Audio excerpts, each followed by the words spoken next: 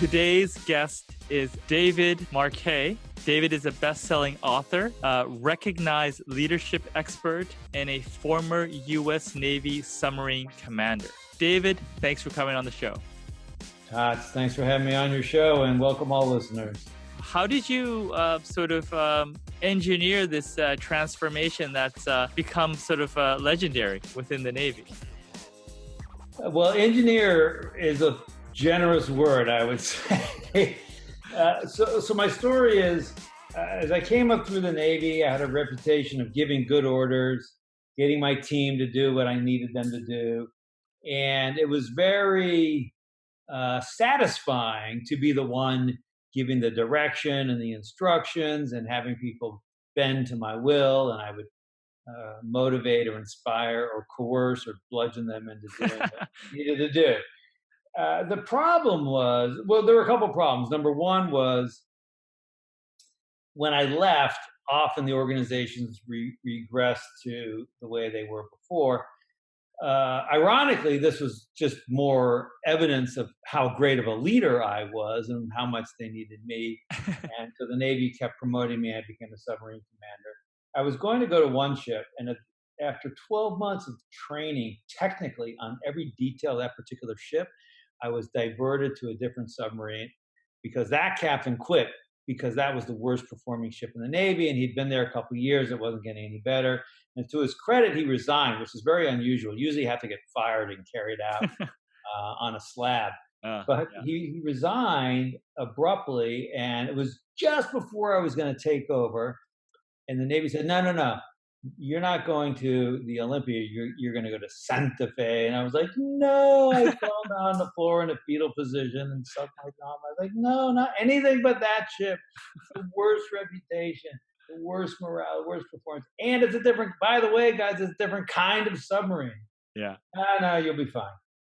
So I go over there and I have this weird out-of-body experience. It's like Alice in Wonderland, where I'm accustomed to knowing all the answers. Yeah. And I had to learn some new behaviors. First behavior was I had to get comfortable with admitting I didn't know something. Yeah. And it sounds sort of like basic leadership 101, but it was hard and it was scary. Yeah. And I found that, there's actually strength in admitting you don't know. The second thing is I gave an order which couldn't be done. And when it came to light, this was a bad order. My mindset, which had always in the past been, I gave a bad order, I got to give better orders. Yeah. Right? Better orders is the solution to bad orders. Yeah. So, but this time I was like, well, the submarine's very complicated. It takes 12 months to learn everything. In the meantime, I'm going to give another bad order. We're going to die because my crew's trained to follow orders. Yeah. So what we need to do is create a structure where I'm not giving any orders. And this was the journey we set down, and we did it through changing our language. For example, the officers would tell me what they intended to do, not what they wanted to do or hoped to do or requested permission to, but just what they intended to do. I could ask questions, and I could stop them, but that signal, that was a special code that said, I already have permission to do this when I say the word intent. Even though we were kind of pushing the boundaries on the Navy regs, because the Navy regs would say, so like the captain shall authorize submerging the ship, and the officer would say, I intend to submerge the ship, check the water, all men are below, shut all the hatches, justify the thing. And I would just say, very well. Yeah. And we felt it was on the borderline of the Navy reg, but it was close enough.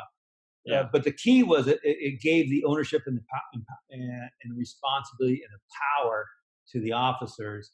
And the way I think about it now is I remove my gas pedal. As the leader, we always get this sense of I got to make things happen, and I'm pushing the gas. But then I become the decision maker who then has to evaluate my own decision. I go put the brakes on. This way, we separated. The officers were decision makers. Yeah. And they would press the gas pedal, and it would come to me. I would just let it go through, or if I needed to, I could press the brake pedal. But because I was emotionally detached from these decisions that were coming to me, I was more effective, and we as a team were more effective. Once you become the decision maker, you basically contaminated yourself from true impartial decision evaluation, and that uh, that biases your judgment. You basically get wed to your own decisions. Mm. This is an actual psychological phenomenon called escalation of commitment. I didn't know anything about this at the time. It was just desperation, and Yeah. but I just knew that me giving more orders was going to result in a high likelihood of a really bad thing happening. We needed to find a different. Yeah. I mean, did they take to this new approach Oh my quickly, or gosh! were they kind of hesitant? Most of them loved it Yeah. because they're like, "Yeah, get out of the way, old man." I because I already know what to do. The problem isn't, oh, you're empowered. That solves nothing. Just telling people that. The problem is they don't have the word. The language that we use is much closer to direct and report. Mm. Even though I say you're empowered, now I refer to you as my direct reports. In other words, I direct, you report back. It doesn't make any sense. But we're these language patterns are these habits that we don't even think about. Mm. And so we can talk all we want about empowerment, but unless we actually change the language of the meeting, of the one-on-one conversation, of whatever it happens to be, then it's the same old thing. Okay, let's dig into that language thing a bit more. Like, what are some examples? Like, you classic things you see. I'll give you in a couple different domains. Number Okay. one, in sort of the in decision space, there's a lot of tell me what to do. It doesn't always sound like that, but it's, hey, well, I'm thinking about, well, what do you think of this? And so they sort of seduce you into hinting what you want, and then they just give it back to you. And then later they say, well, yeah, the boss told me to do it this way. So we would just say, okay, tell me what you see, tell me what you think, tell me what you intend to do, and walk people up that ladder. Number two, when we be sitting in meetings, again, the default was we talk about something and then vote on it. And if someone raised an objection, the rest of the team would generally say something, oh, we've talked about that already. No, no, don't worry about that. We got that covered. In other words, they would discount and they would react and respond. What I wanted was first of all, I wanted to see wide ranging opinion before we contaminated anybody with conversation. Because as soon as you start conversing about something, you're anchoring the group and you're making the people who feel differently feel more and more awkward and hesitant to speak up. I needed it to be easy for those outliers to speak up. So we would vote first in a probabilistic vote, not binary. So Mm. this would be like, how strongly do you feel about blank? Not should we do something? And then that became one of the patterns of questioning. Not are you sure? Is it safe? Will it work? These are binary, and they force a deterministic view of the future, which is not correct. The future is too complicated and it's more probabilistic. So weathermen get this, right? They don't say it's going to rain or not rain. They say chance of rain 40%. So the chance of this assumption being true 40%. And so this was another, and the impact of this is what it allowed the diverse and divergent thinkers more comfort in speaking up.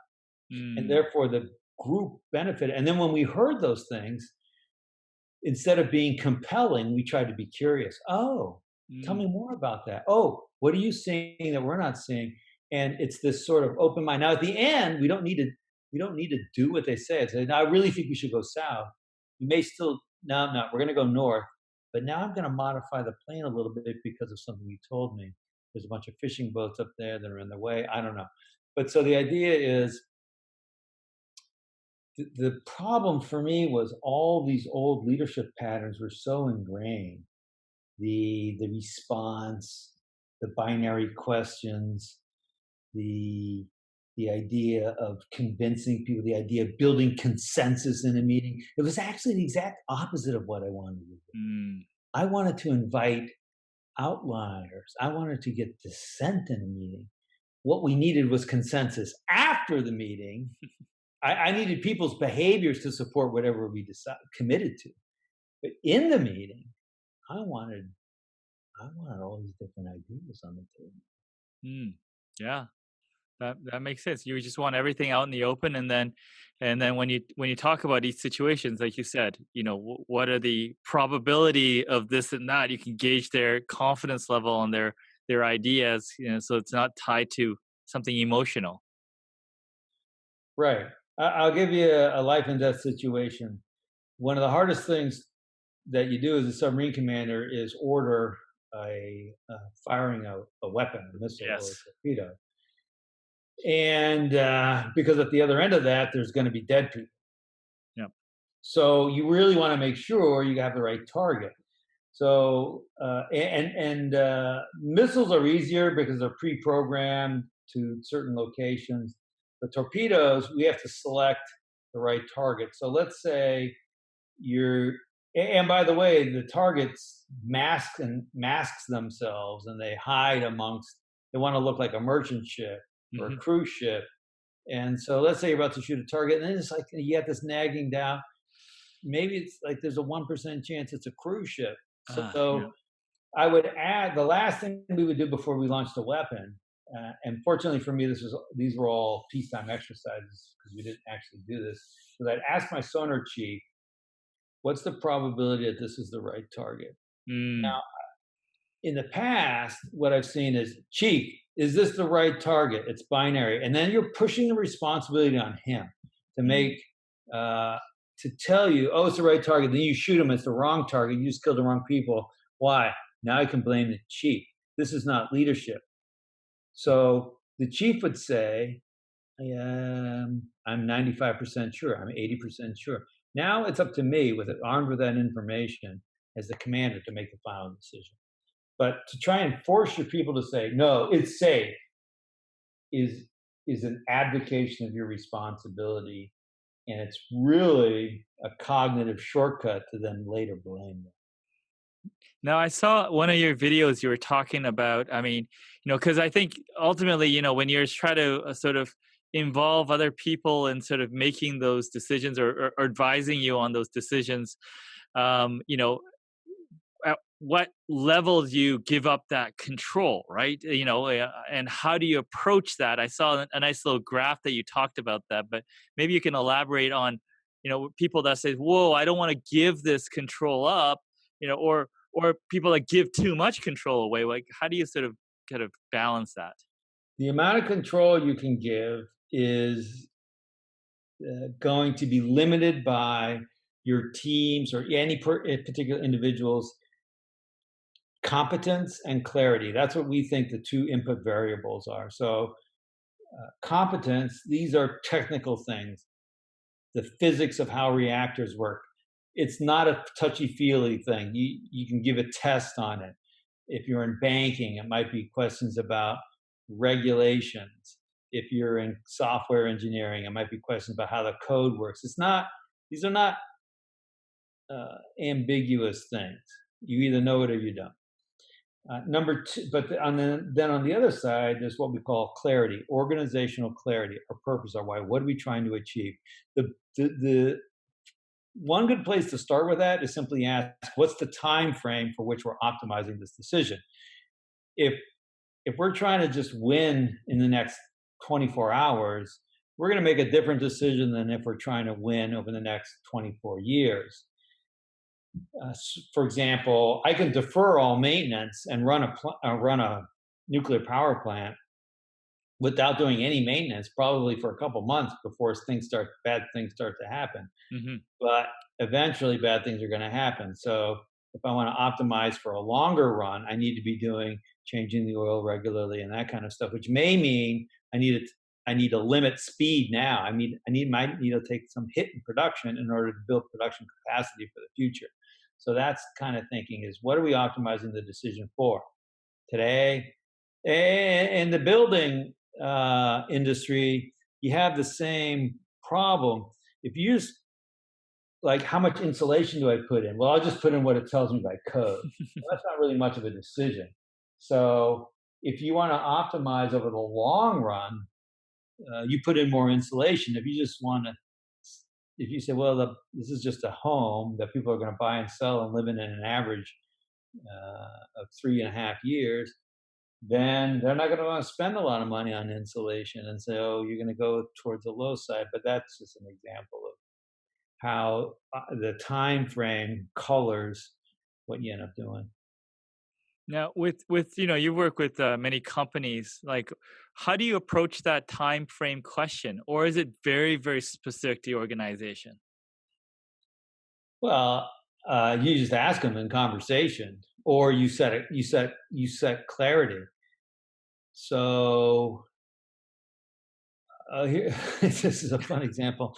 So I was working with a technology company, and um, in their sort of one of their values or slogan, there was the phrase something about we create customer value, something over the long run, Mm-hmm. and but it was undefined. And I Mm. was in a leadership event with about 100 of the senior leaders, so I made a quick little poll, and I said, over the long run means, and I had 1 century, 1 decade, 1 year, 1 month, 1 week, 1 day, 1 hour. And because the CEO was talking about this over the long run, he said about 4 times. And so I came up and I said, all right, I just want to ask a question because the CEO said this about 4 times. What do you guys think he means when he says over the long run? You know what? There were answers in every bin. Wow. Yeah. So the problem is if you leave the words undefined, your people will interpret it in the whatever way you want. So why don't we just say over the next several decades? How come we don't just say that? Well, so you're not helping anyone because in your mind you say, well, it might be 10 years, might be 20 years. I'm not sure. But your team is like, oh, he means the next 10 days, not the next day. Like if you're 18, that's the long run. Anyway, it was for me anyway when I was that old. Yeah. So I mean, you touched on many of these things already, but what are some other sort of common myths that you run across? I'm sure you run across a bunch of these things. Well, I can only tell you based on my experience and what I've learned, but I think one myth is that we think our way to new action. And I've seen a lot of change programs. It'll go like this: someone will stand up and say, "Yeah, we're going to embark on a change initiative. By the way, 80% of change initiatives fail, and then but we're gonna run it the same way every other change initiative is run, which is fundamentally, I like to simplify things. Yeah. We're going to think our way to new behaviors. Okay. So I'm going to convince you, I'm going to create a burning platform, I'm going to do something, and then somehow that's going to spark a new behavior. I don't think this is the right approach. I think the correct approach is to understand and identify what the new behaviors and language look like, and then in just these really, really, really, really, really, really, really super tiny ways, practice them. And then what happens is, before we know it, the culture has changed. And people say, oh, here's an example. Don't say they, say we. We outlawed the word they on the submarine. So by rank and department, we had all these days. I said, no more they on Santa Fe, which was nice because it rhymed, so people believed it. And it was very convenient to remember. And so the guys are like, well, we ordered the wrong part. We made a mistake. And what happens is all blame and recrimination goes away.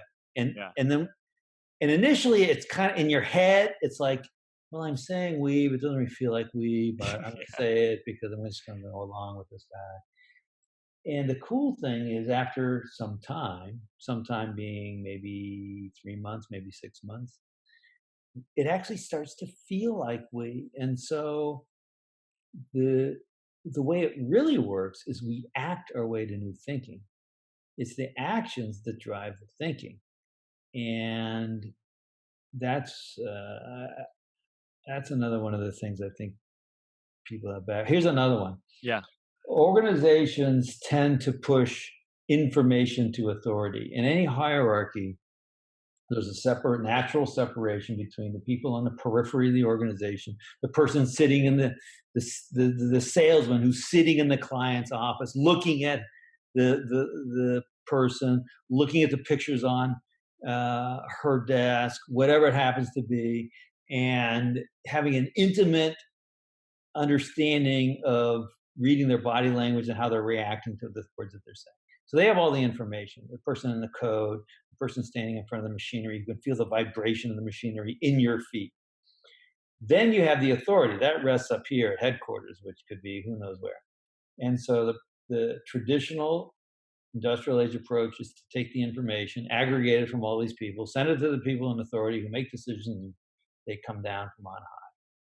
And I don't think this is the correct approach. I think the correct approach is to take the authority for making decisions and push it to the people who natively have the information. Then you'll get much more responsive, resilient, agile organization, and more fun because the people who have the information can just make the decision and they feel like, oh, I'm not just a cog in a machine. And then retention goes up, and we don't need to train as many people. We can spend less money and all these other things. Push authority to information, not information to authority. Yeah, I mean, one of the things that you mentioned sales. It's interesting. A lot of salespeople are very good tactically, because they're just trying to get that result. But Yeah. maybe they don't have the temperament for the long term. Right? They're judged on the short term. Like, how do you balance those two forces? Because sometimes, they got to make sure the lights stay on. Well, you got to decide if you do. I mean, it's because the incentive program for the salesman does mismatch whatever the board of directors wants. If the board wants the sales team to operate with long-term thinking, then they have to build this. Excuse me. If the board wants the sales team to operate with long-term thinking, then they have to build the incentive structure in a way which benefits and rewards longer term.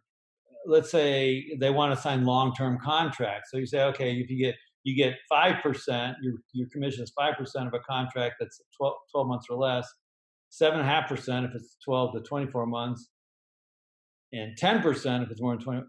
That seems kind of simplistic to me. I'm not sure that works. But the idea is design the reward system to parallel what you want. If you just say, well, the sales commission is set flat 7.5%. Oh, by the way, we really want long-term contracts. Then that's not going to work as well. That makes sense. So, I mean, you wrote your original book, that got all the recognition. You wrote this new book. What sort of inspired you to write this new book? Yeah, the new book, Leadership as Language. What happened was I found myself accidentally in this role of flying around the planet, giving speeches and helping organizations change their cultures, which I approached in a very tactical, language-based way. They'd be running meetings, and I would say, "Well, hey, why don't we do it a little bit different? Ask a question like this." It was almost just like, "Say these words," and people said, "Well, this is great." And then pretty soon I had this long list. Don't say that, say this. But people say, well, when I'm going through my day, I can't remember this list of 47 things. Yeah. And so that challenged me to look at what's the underlying pattern. And so this book, the value of the book, I think, is to help people in three ways. Number one, it has a lot of ask questions, ask it this way, state it this way, say the words this way. And the fact that these small changes can have big impact.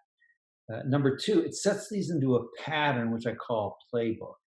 And the idea comes from a sense that we're programmed to respond in certain ways. If someone comes to you and tells you something you don't like, oh, I think we should delay the product launch, then you're probably going to respond with some sort of either justification for launching on time or, well, why would you want to do that?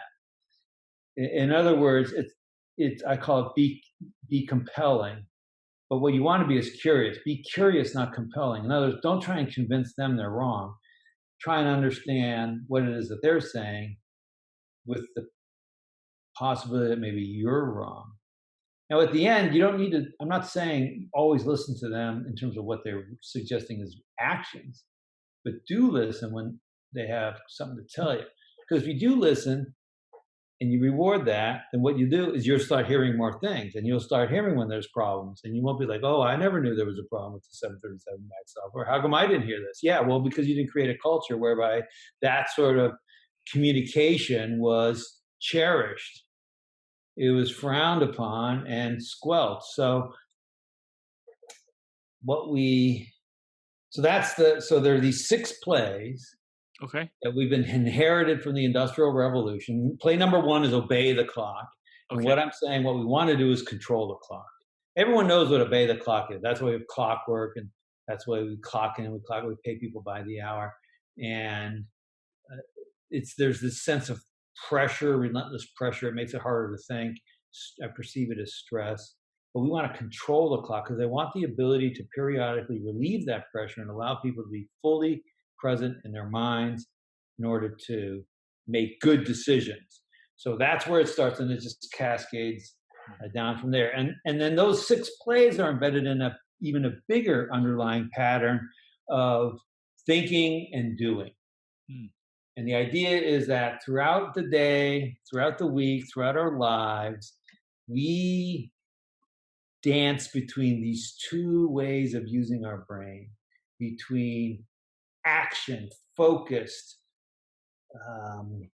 typically physical interaction with the world. I'm doing something. I'm coding. I'm making something. I'm installing something. I'm talking to somebody. And then the other kind of action is contemplative, reflective, broad perspective. And in the first action, in doing, we want to be focused and we want to reduce variability. I want every brick to be laid the same as every other brick. I don't want bigger bricks and little bricks or any of that stuff. Every brick I want all same size bricks. Variability in brick size is bad. But then when I'm going to make decisions like, well, what's the building going to look like and what are we going to use it for? I want a broad set of ideas. Well, what if we do this? What if we have the truck parking over here? Which side is sunny? Where, how will the sun hit the building in the middle of winter, in the middle of summer? And think broadly about it. Variability and diversity is a benefit over there. I want to cast a wide net. And so it's kind of like head down versus head up. Now when we head up, then we head down. And transitioning, and the key is to be an agile, resilient, enduring organization, I need to be able to transition between broad, expansive thinking and narrow, focused activity easily. I need to be able to go back and forth. And I need to be really broadly expansive and then really super focused. And when I put all that together, what I get is a learning organization that can adapt to the changing environment.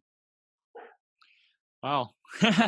I see what you're talking about, definitely. Because I think the tendency, I think I noticed, like, stuff that we've gone through as well, is that, we get too expansive and then, we got to narrow things, but then the creativity gets sucked out, right?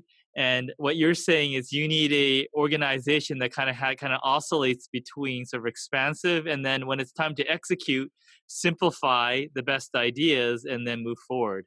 Right. Which makes a lot of sense. Right. So, you've